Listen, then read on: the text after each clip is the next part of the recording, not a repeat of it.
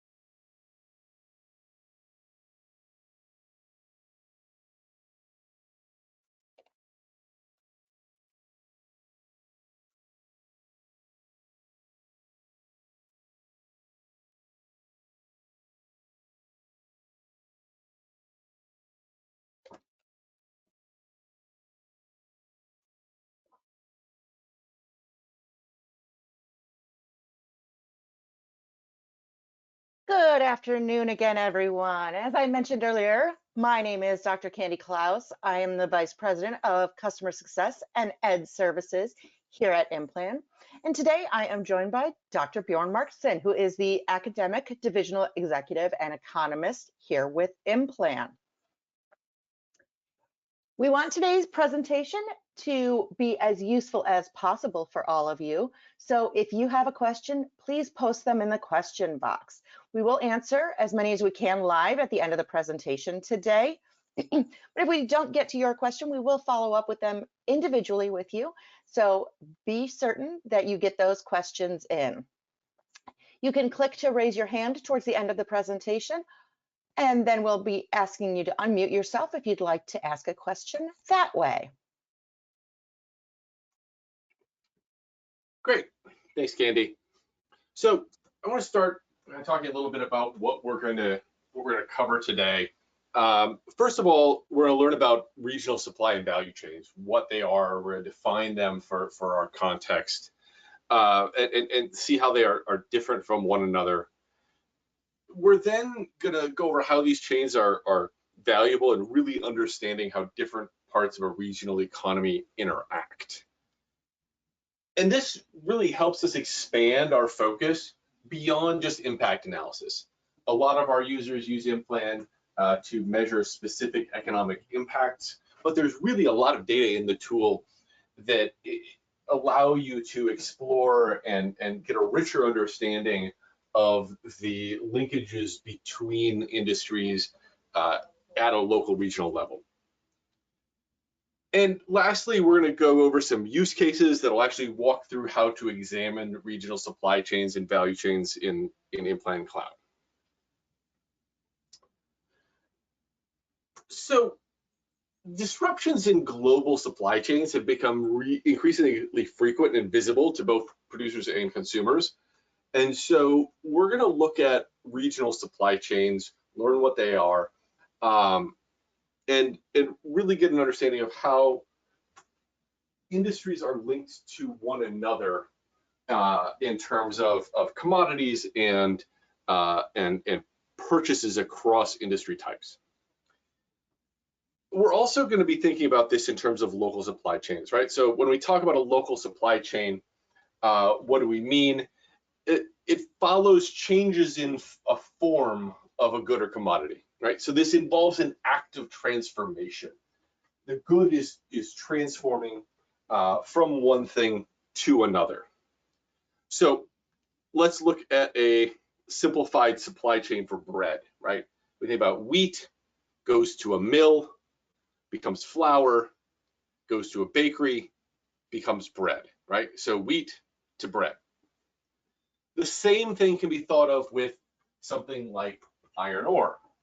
Iron ore goes to a steel mill, is transformed into steel, goes to an auto plant, and is transformed into a car, right? So we're seeing this transformation of one product, iron ore, into another, steel, into another, a car. And we're thinking about this as how goods supply into one another, other pieces of this chain, right? Moving from iron ore to a physical vehicle. This also applies to knowledge economy applications, such as research and design, research and development and design, right? So knowledge and research enter, in a lab or applied, become design features, which then that design can go to a semiconductor plant, become a semiconductor, go to an auto plant, and be installed in a car. So when we're thinking about the supply chain, it includes things such as knowledge economy activities, service activities. All of these can be a part of that overall supply chain. We've also, I just want to touch briefly on key causes of supply chain disruptions, since that's something that we've been hearing about a lot lately. And there's really three key ways in which these disruptions occur. Transportation disruptions, right?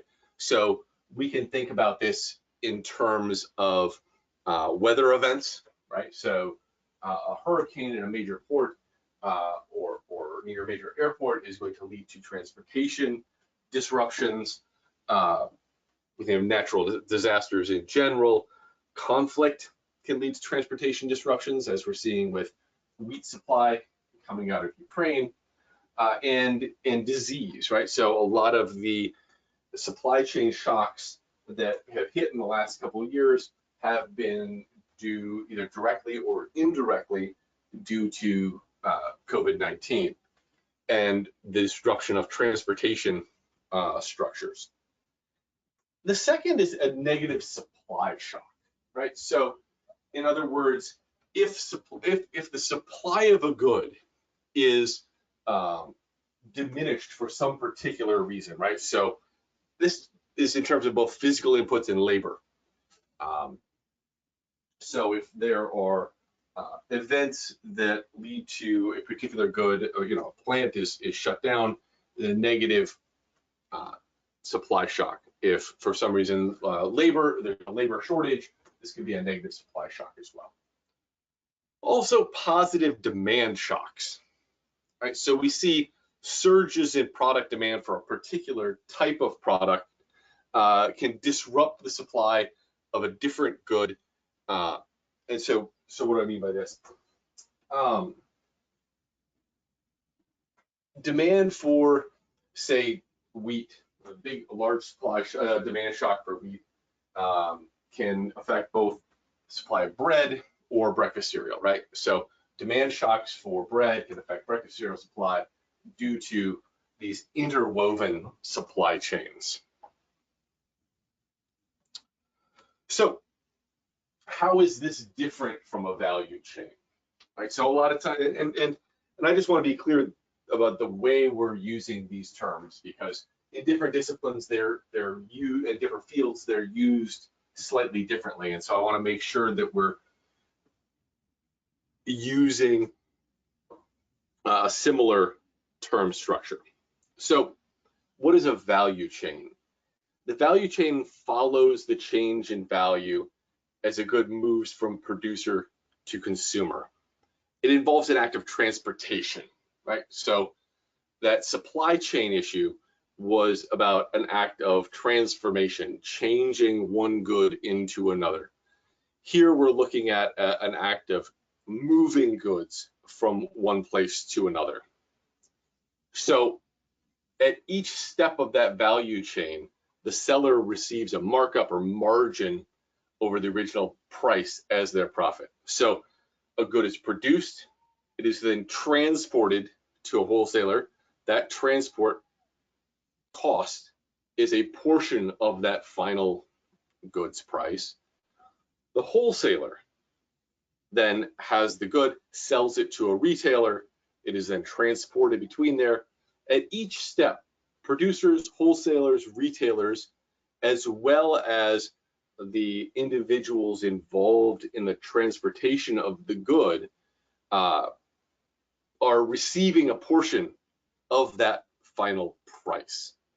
And it's important to think about this, is that at each step along the way, value is being added to the product, right? So there's value added to the product, moving it from a producer to a wholesaler.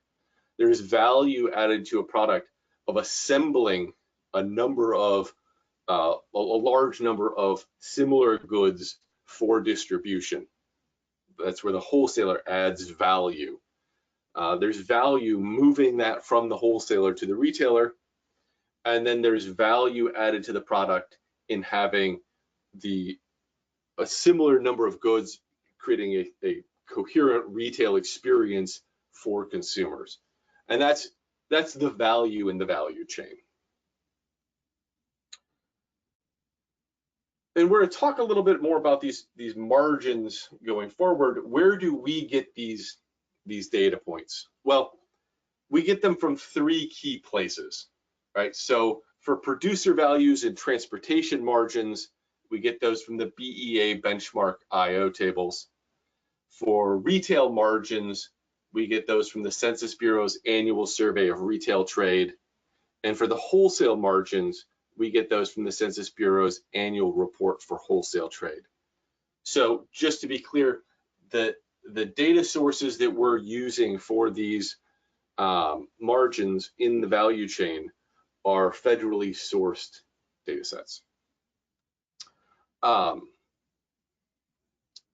it's also important to note, and I'll talk about this again when we're looking at a specific example, that the producer margin is the percent of the consumer price received by producers. And it doesn't directly transmit information about the markup received by producers over their total input costs.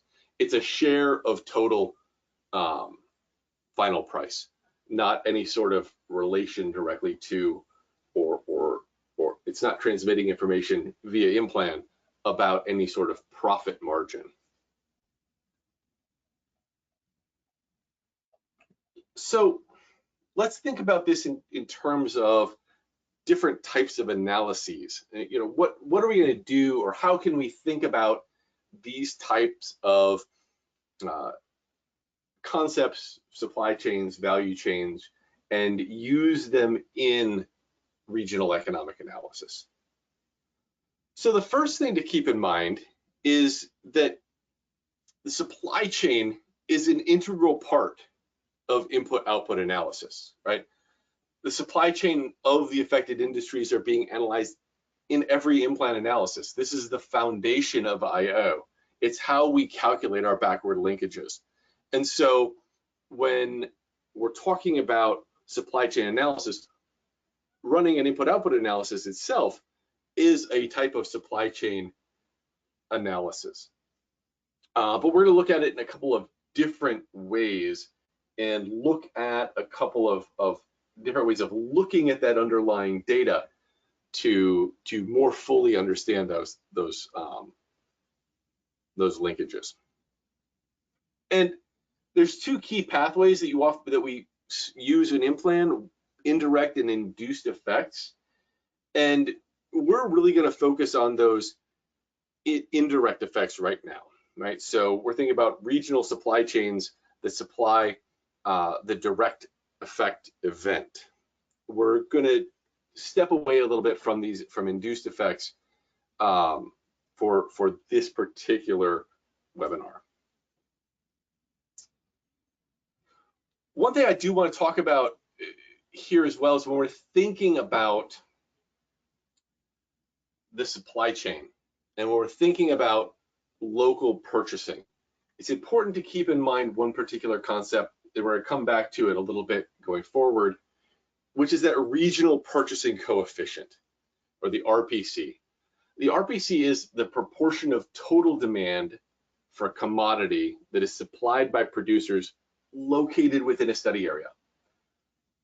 We'll talk about where you can find it, but this is an important concept, right? Understanding how much of a particular good is being purchased from local suppliers. We can think about this as a portion of the total amount of a product that exists, right? So you have local use of local supply as a proportion of total demand is your regional purchase coefficient. So in other words, the total commodity supplied can be thought of as being composed of local use of local supply, exports for foreign use, and exports for domestic use.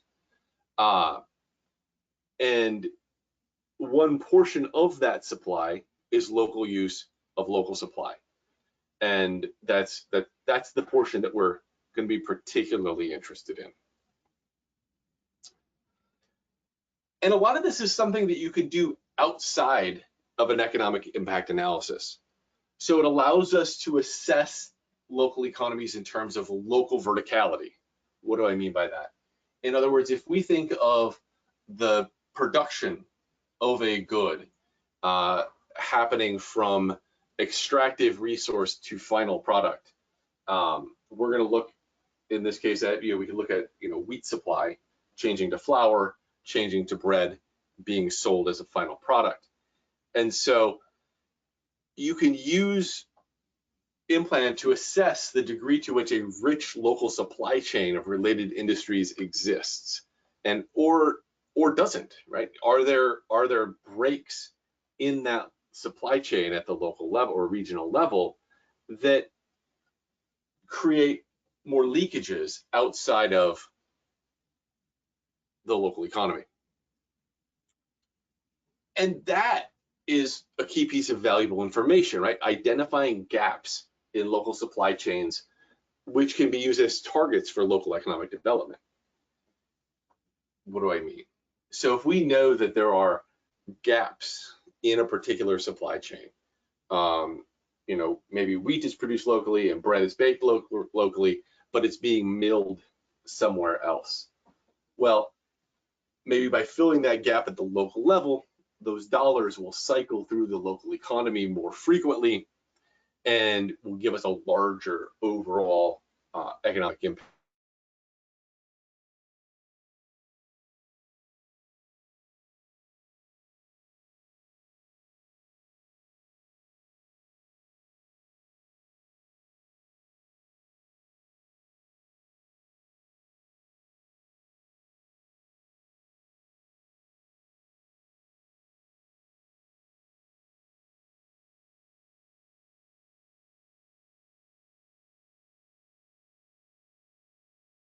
Bjorn, did we lose you there?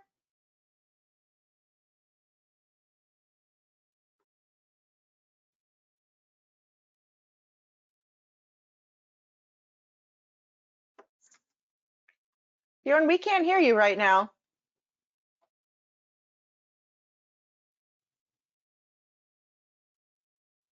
Sorry, everyone, having a few technical difficulties here.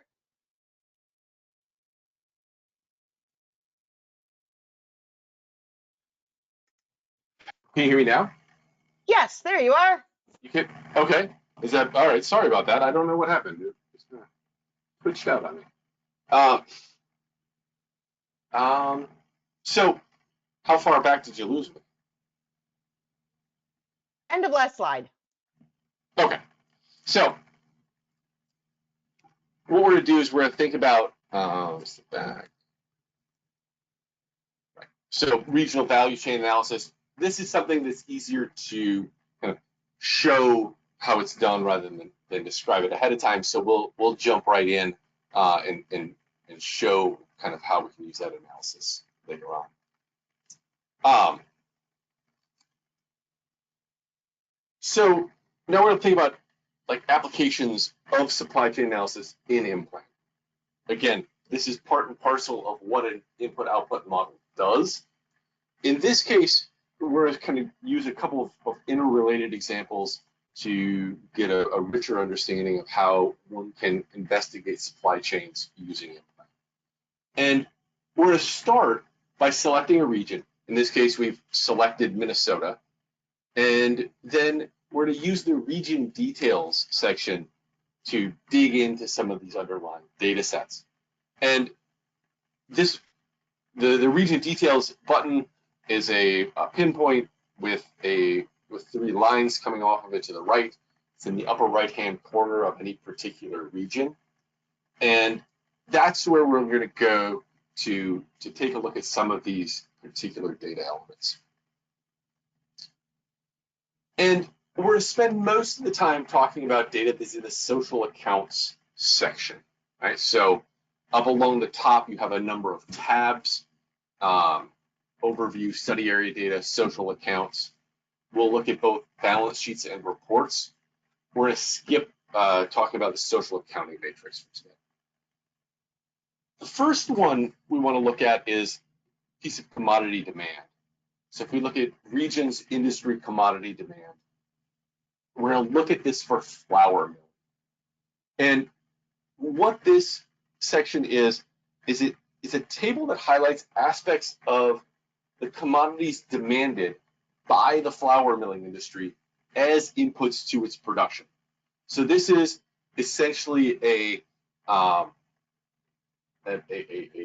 inputs list for the flour milling industry.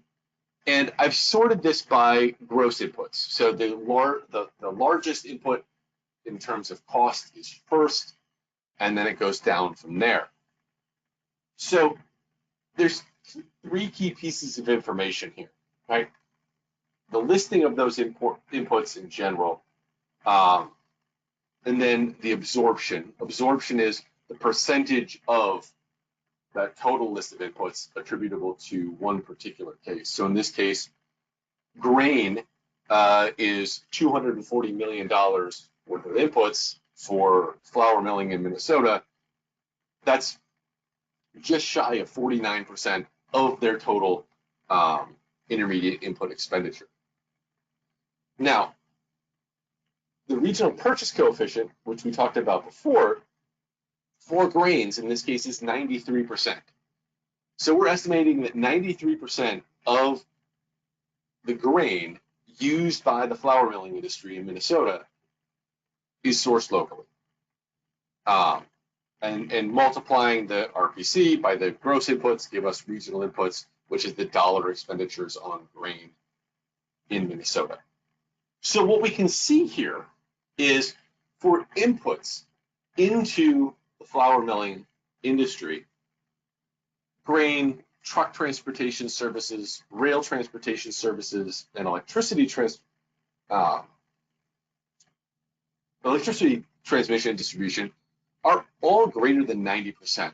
So a vast majority of these largest inputs into the flour milling sector are locally sourced.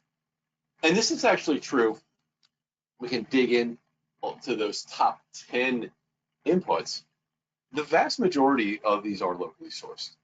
The only one that is significantly imported is going to be paper bags, coated in treated paper, with only 12 of that being produced locally or within the region. Now, just to step back for a second, what does this region mean? Well, the region, so the region is whatever we define it to be. In this case, we defined it as Minnesota. If we wanted to narrow our analysis to a particular subset of that state, if we want to look at just Hennepin and Ramsey County, or if we wanted to expand it to include Minnesota, North Dakota, and South Dakota, that adjusts our definition of the region and the data values accordingly. So again, this is giving us key information about the goods that are used as inputs into a particular industry. The second is, what do flour mills produce? Right? So a particular industry can produce a large number of different goods. In this case, flour mills produce mostly flour, but a couple of other byproducts as well. So dry pasta and dough, a little bit of other animal food, and then some soybean processing. This is fairly common as far as a mix, right? So you have one primary good with a number of ancillary secondary goods being produced as well. This can be as small as one. You know, some industries only produce one commodity. Other industries produce a large number of different commodities. I believe the auto manufacturing industry has a large number of commodities that are produced within that sector. So when we're looking at this for flour milling, we can see the dollar value of that and then the percentage of it as well. So in other words, 91% of what flour mills in Minnesota produce is flour, and that's going to be by far the vast majority of what they're producing.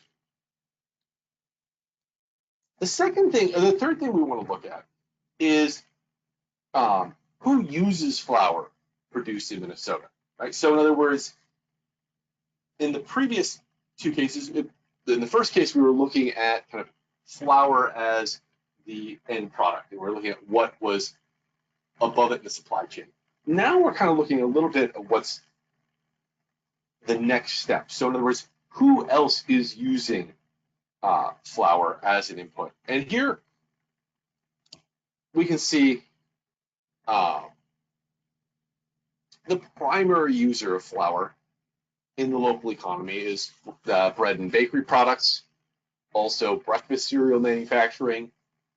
These are going to be the two largest by far, and then a number of secondary users as well, all which are very large in terms of purchasing of flour, but not as large as, say, the bread and breakfast cereal industries.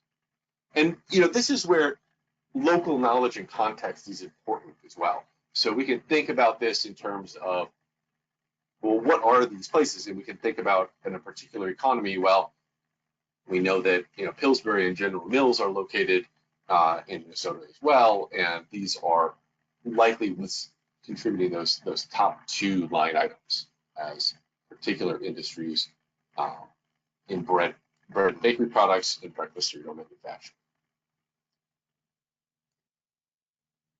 And the next one is we're looking at who else produces flour, right? So flour isn't just produced at flour mills.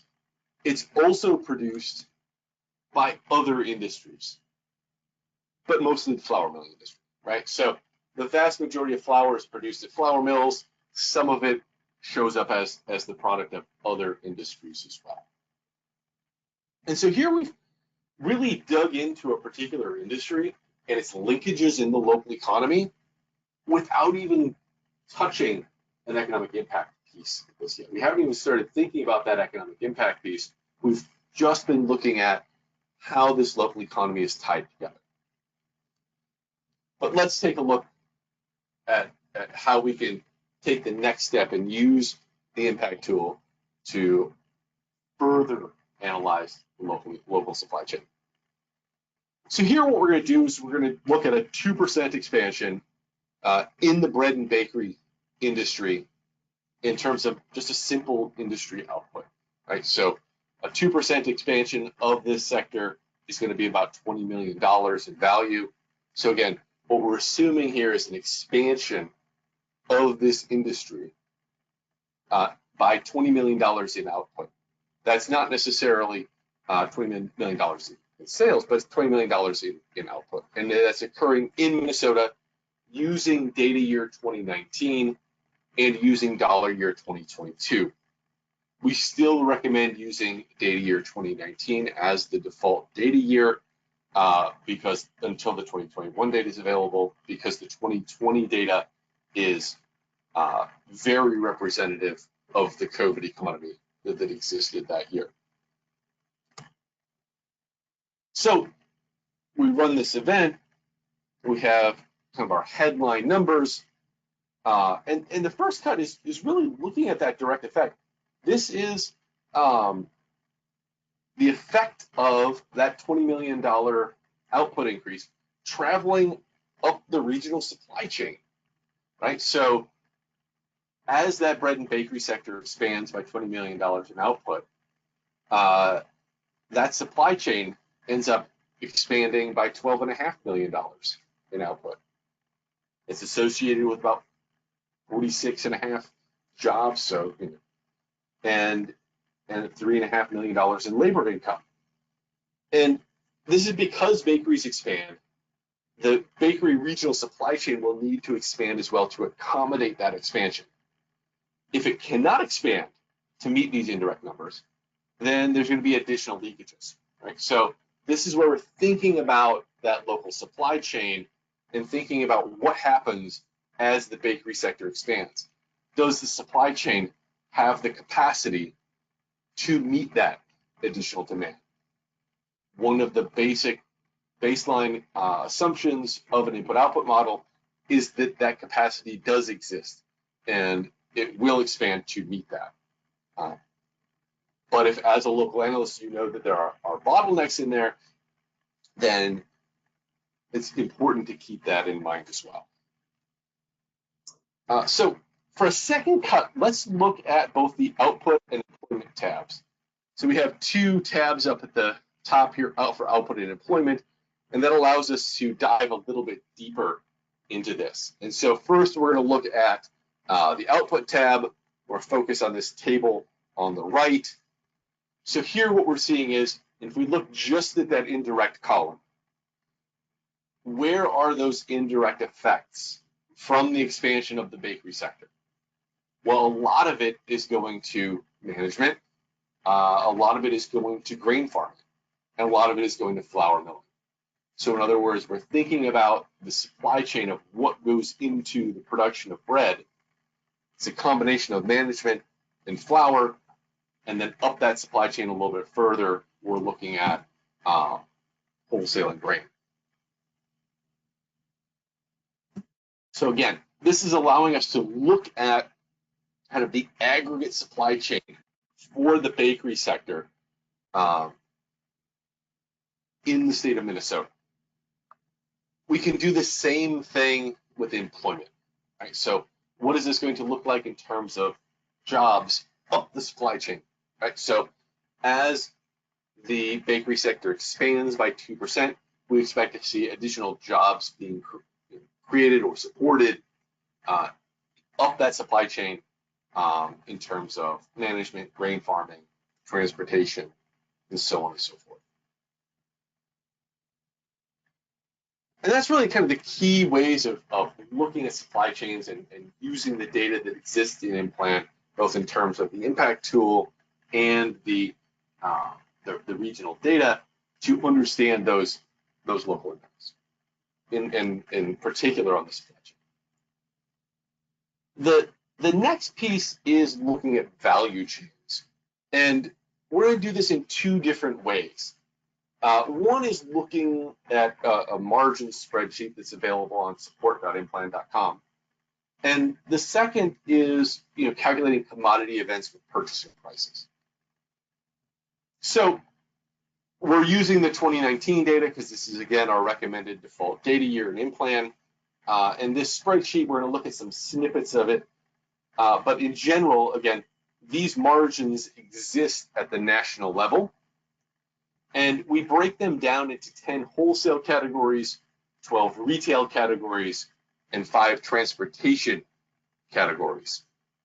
So this allows us to get a finer grained understanding of where these where the final value of the product is distributed throughout that value chain. So we can look at this in terms of grains, right? So take a snippet of this spreadsheet, and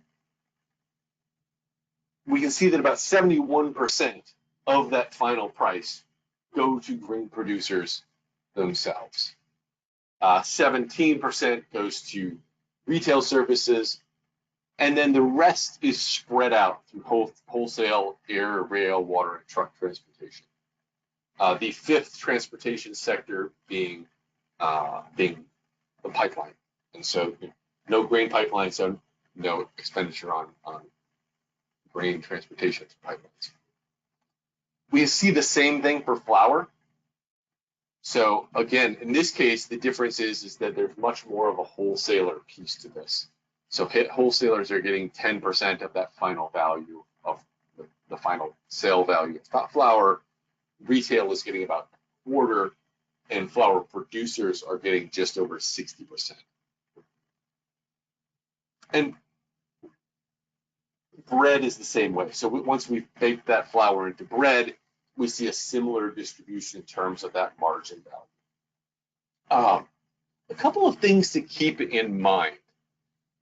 This is not cumulative, right? So if we're asking the question, why is the price of bread going up, and somebody hypothesizes that gas prices are increasing and therefore the costs of truck transportation are going to go up, but only 1% of this final bread price is for truck transportation, that's the wrong way of thinking about that, right? So this is only at this final piece of the production cycle.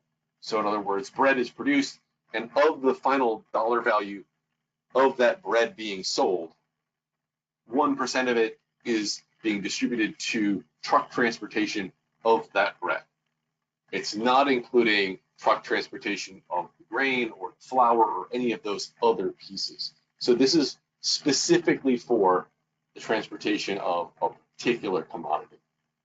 And again, these are shares of final good costs, right? So we're looking at a share of that final good cost. It's not a profit margin. So the temptation may be to think about, oh, well, 62% of that final price is accruing to bakers. That must be some sort of, they must have some market power to have a higher margin value. No, that's not necessarily true. They could have a very small profit margin, but have a very large overall margin due to high input costs.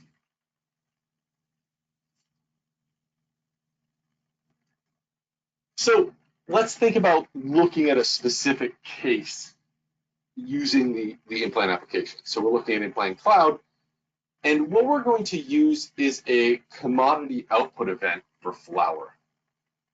And so commodity output is the event type.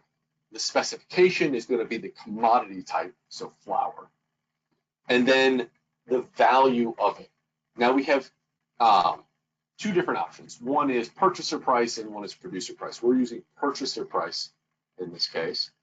And so this is $10 million worth of purchased flour.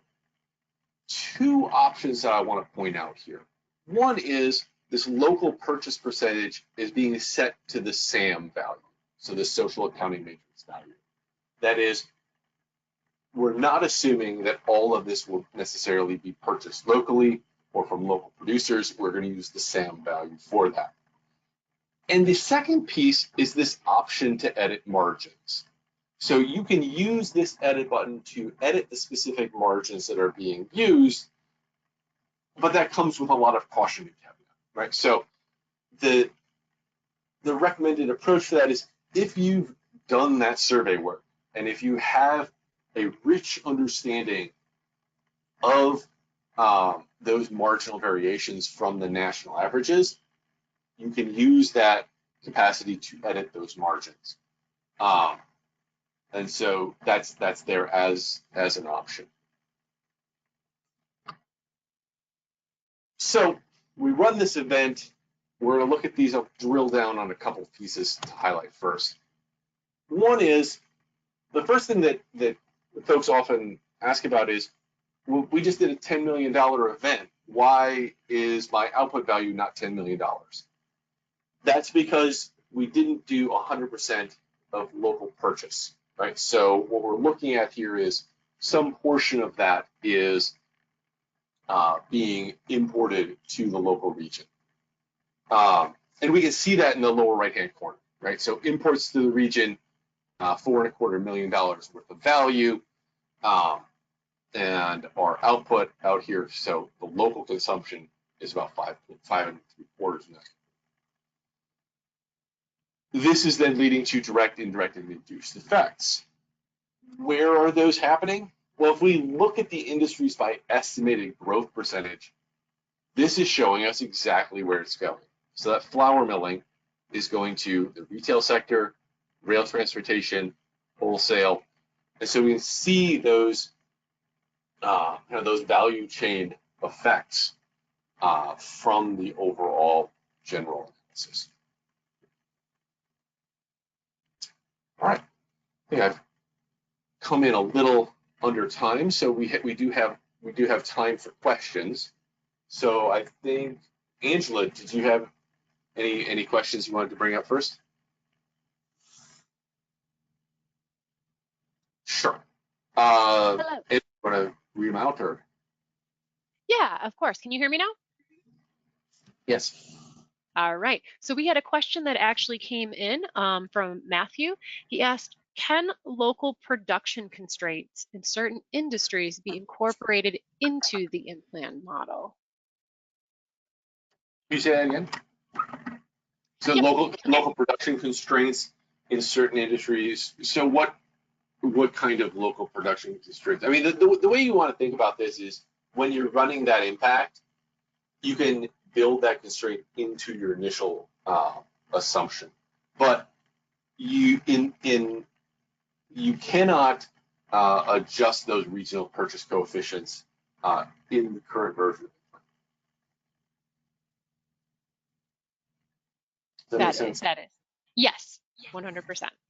So we had another question that came in that says, how do you handle linkages and margins in service industries? That's a good question. In terms of like, how do we handle them in terms of where do we build those margins from, or how do we think about them in terms of running an analysis? I think it's in terms of running the analysis, and I think the answer to that is that margins are only applied to marginable commodities. So a marginable commodity is going to be one that can be sold via a retailer or wholesaler. So if you're talking about a service, we tend to not get those from a retailer. You don't go to a store to purchase a service, right? So in that case, margins aren't applied to those industries. So that's a great question. People do often get confused about that. So just as a follow-up, Angela, do we have a list available of what are marginable commodities and which ones aren't, or is that just incorporated into that margins list that we talked about earlier? So if you open up the margins list that we referred to earlier, you'll see that the only ones that are listed on the commodity tab, so there's two sheets in that margins download. There's one for industries and there's one for commodities. And the ones that are listed in the commodity sheet are going to be the marginable ones. So that means anything that's not found in there. So the first one you'll see in the list that shows up is commodity 3002. And that's because 3001, which is oilseed, does not actually sold via a retailer or wholesaler. It's actually only used as an input to production. So you won't find that one in there. So that's one way to look at or to search for which which commodities are marginable. But we do also have a sheet on our event template that lists them all out for you. So if you download the event template, it'll be in there. Excellent, thank you. Yeah, and I'll go ahead and if you want to answer a live question, we have Mark Belmare has his hand up. Yes. I'll go ahead and unmute him. He also asked a question in the chat, so Mark, you're free to ask your question. Yes, hey, Mark. Thank you. Thanks, Bjorn. Hi, how are you? Thank you for this wonderful presentation. I just have a question. When you showed us the breakdown in margins for bread, and you had 62% above, you said you were clear to say that those are not profit margins. Are those share of the value added? Is that how I should interpret them? So this is a share of the final good price. So the final value of the total bread product. What share of that total value is going to each of these different levels of that value chain? Okay, thank you. That's super useful. Yeah, so just to add on to that, so if you're thinking about like you went and purchased some bread, in that case, 62% of that sale price is going to the producers of the bread. Got it, thank you. All right, let me just scroll through and see if anybody else has their hand up in case somebody wanted to ask a live question. I don't see anything, so okay. So I'll go down the list here. So it says, this is from Eric Bowen. How can we use this type of supply chain analysis to examine forward linkages? Ooh, that's a good question. With caution, I would, yeah. Does anybody else want to jump on that? Well, I'll add in that, like, as most of you are probably aware, IMPLAN is designed to look at backward linkages. So forward linkages aren't something that are built into our model. So anytime you want to analyze a forward linkage type event, say a change in price, how that is going to affect an industry, you need to make assumptions about how those effects are going to actually affect the industry, right? So that's work that is required to do outside of IMPLAN in order to be able to use IMPLAN to follow through that analysis. Did that answer your question, Eric, or did you have a follow-up question you wanted to ask on that? Or if you had a specific example you wanted to propose?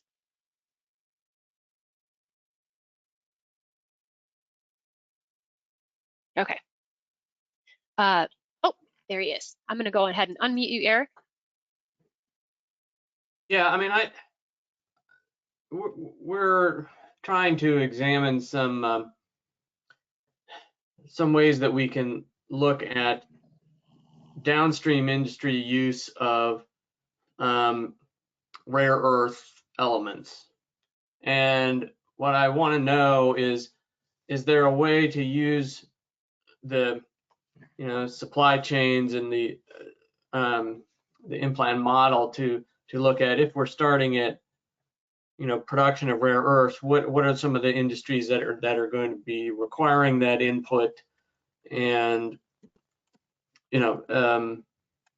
how can we figure out what the market potential for that would be. So that's really what I'm more specifically what I'm talking about.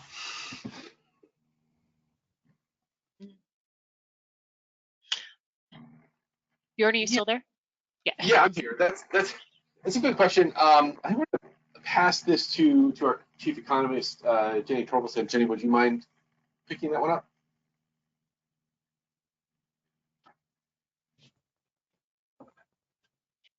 Oh, I may have to unmute her. Hold on. Oh, good. I do. Jenny, go ahead if you can hear us. Oh, hi everyone. Yeah. So just a general comment on forward link multipliers and models. I mean, the IMPLAN SAM could be used to calculate forward linked multipliers. It's just a different form of the matrix algebra that you would use to do the backward linked ones.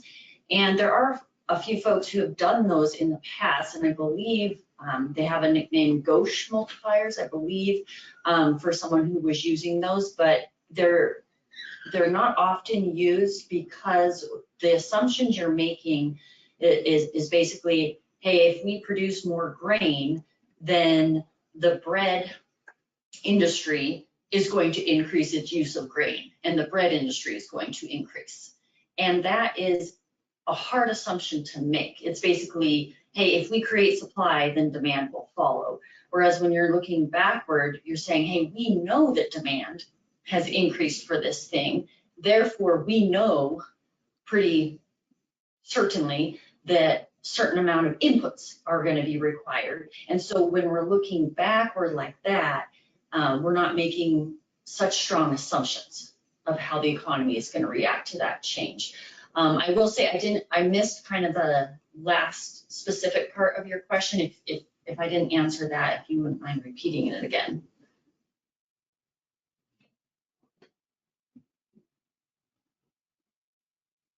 Yeah, I think he, I don't know if he's still. Can you repeat it, Angela? Yeah, sorry, I muted Did I myself. get it? Yeah. Okay. Yeah, no, I think that answers the question. When you say that you can use the social accounting matrix to look at forward linkages, can you suggest how we would get access to that matrix and how we would do that? Sure. Well, the matrix is available in the tool. You can download it from within it. Oh, go ahead, Bjorn. Yeah, go ahead. In the both social accounts and the industry accounts tab, you can go to, there's the I by C is in the social accounts, and in the industry accounts, it's the C by C, Sam. I by I. Both of those option to download directly, the detail. Okay. Yeah, so the detailed one is going to be in like a long form, so you would have to use a pivot table to make it into that like standard matrix that you would see, but all of the information is in there and it's based by the region that you're looking at. So in this case, if we were in Minnesota, it would show the social accounting matrix for Minnesota, for that economy. Okay. And I believe, but I haven't done this myself, but I know you can find instructions online on how to do it. But I believe instead of the A matrix where you divide each cell in a column by that column total, I think you divide each cell in a row by the row total, something along those lines. But again, we haven't really gone into that too much because they're just not used very often. And not something that we particularly support users on a lot, but I know you can find that info out there. Thank you very much. I appreciate it. Okay, so I see 2 hands raised right now, so I'm going to go ahead and call on Gloria. I'm going to unmute you.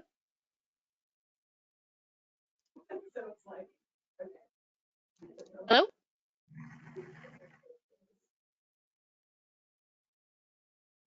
We're having trouble hearing you.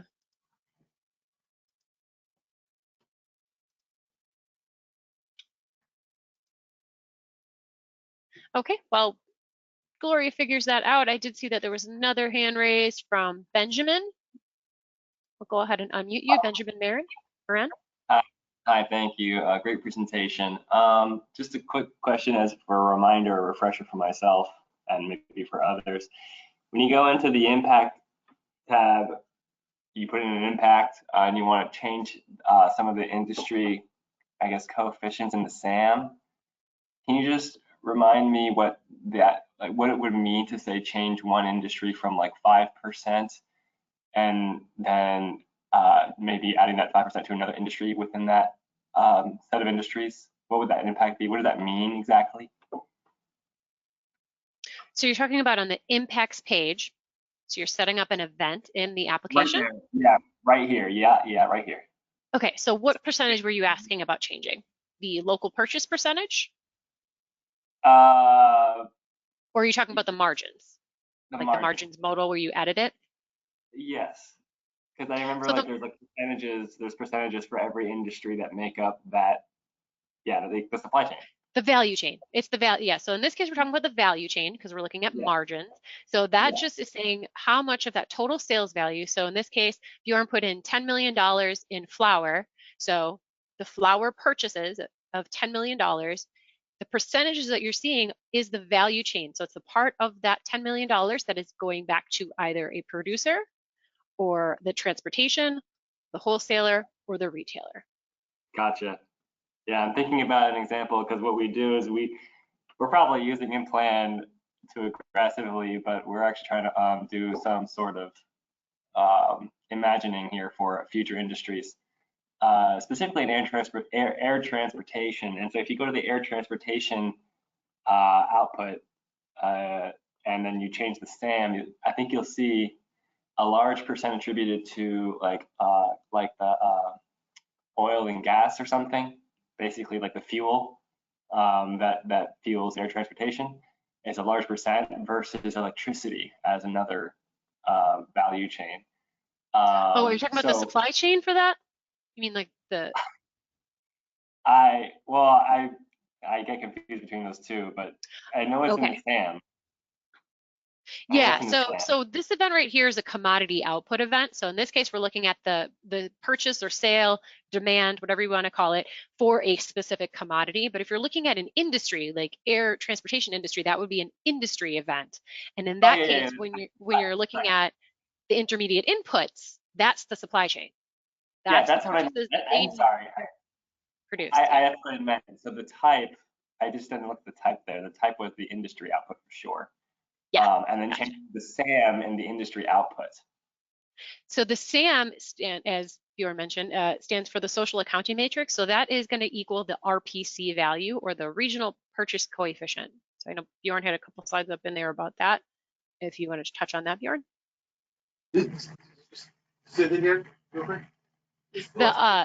The RPC, he was asking about the RPC. So when he was in the spending pattern for industry output event, there was the SAM value was checked. And he said, what happens when you change that SAM value to a different percentage? Oh, so in the production, so if you're editing the production function, you can edit those production functions to in any way you want, really, to more accurately represent the production function for your specific industry, right? In the sense that if we're looking at the fruit tree sector, right? This is a national aggregated average of fruit production in Washington, in Georgia, in Florida, and California. If you have specific knowledge about, the cherry production sector in Washington State, you can edit that production function and balance it out again to more accurately represent the production function of your particular industry and your particular region. Right, that makes sense. And so just to put, just to clarify on the production function, what you're saying is what? So what I'm saying, the production function is going to be the list of inputs. So it's the intermediate inputs or the spending that industry does to produce another good, right? Another good or service. So that's the list of goods that they have. So the percentage values, as Bjorn just talked about, that's telling you what percentage of output is going towards that value, that commodity purchase. Right. The so SAM value. Yeah. The SAM value is that local purchase. Right. The $1 that you put, let's say, in the air transportation industry, then in the SAM, in that production function, you'll have, cents attributed to a series of related industries, right? Yes, correct. Yeah. Well, it goes to the commodities first, which eventually go to industries, but yes. Yes. Wonderful. 100%. Okay, just perfect. That was clarification that I needed. All right, great. Thank you so much. I'll go back to Gloria. We only have a couple minutes left here. If you're still on the line, Gloria, and you want to ask your question. Hope it looks like she's jumped off, but we do have another hand up from Haley. So I'll go ahead and unmute you and you can ask your question. Okay, Haile, this is Haile. Haile, sorry. Yeah, I was wondering if one wants to analyze a group of counties or divide the state by district, would that be possible? Can you hear me? Yes, I can hear you. You can define your region in any way that you want, right? So you can define your region as a subset of the state or as a collection of states, and this analysis applies symmetrically to each of those approaches. And you have to do that on the front end, though, right? So you have to do that. You have to define your region first, and then do the work. But you can't kind of do that on the back end. You can't go backwards. You can't say, oh, where is this going to region-wise? Right. Yeah. Okay, well, it looks like we have reached our time limit for today. So I encourage anybody, if you have any questions that we were unable to get to, or you would want to ask them, please put them into the question box now. So we will respond to each of you with a follow-up email. So Bjorn, if you want to Thank you. finish the Great. presentation. Thank you very much. Yep. All right. Thanks everybody for joining us. Have a great afternoon.